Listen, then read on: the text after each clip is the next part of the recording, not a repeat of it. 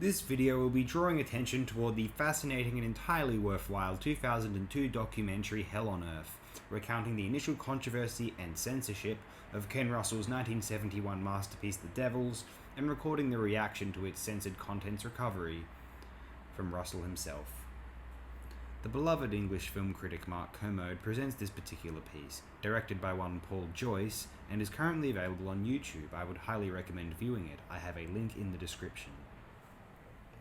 The most fascinating quote in this film to myself was when Russell stated, or someone recounting Russell stating, that he was making a black and white film in colour. I suspect that this could mean that the expressionistic fervour and dynamic lighting, the unreal ethereal grandeur of black and white film productions, that inherent stylization, was to be recovered and realised in a colour variety. Given the film's emphasis on overwhelming sets, striking art design, considered framing, and pronounced lighting, I can detect that this is how that idea had manifested. I would also like to draw attention to the sad state of affairs which still affects a proper distribution of The Devils in its intended entirety.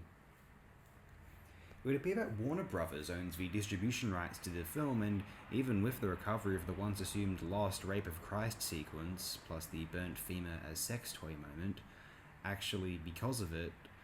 perhaps because of it, they refused to allow a transfer of this film into Blu-ray to take place, from what I can understand.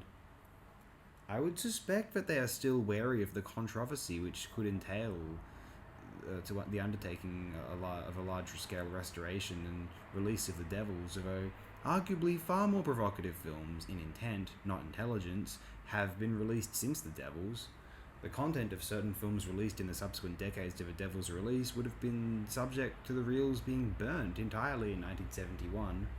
Think 2000s torture porn, or any number of edgy, religious-themed horror or erotic films, or a multitude of animations featuring Jesus of Nazareth in an unflattering, humiliated, or mutilated manner.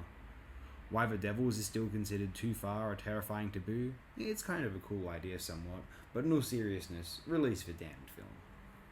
Why Warner Brothers would withhold The Devils from us and yet proudly flaunt its nuns in that Space Jam scam is just a sadistic act of evil at this point, a vile tee-hee-hee to ensure their place in the censor's circle of hell.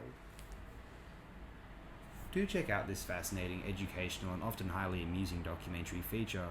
If you are fond of Ken Russell's The Devils, you will not be remotely disappointed.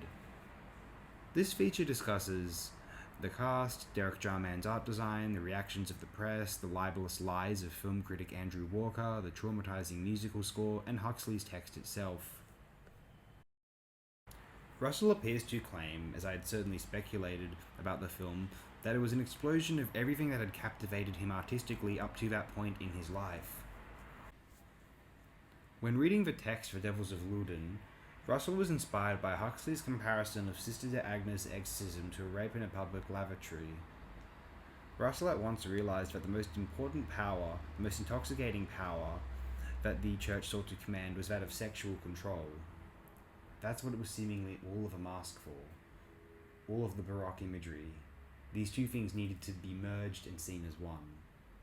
How, almost in an anachronistic Freudian manner, everything in the church's domineering Baroque conquest of the soul was rooted in an innate desire for sexual domination, the horrific gratification of absolute power over all human subjects. Again, do view this documentary, an incredibly insightful project.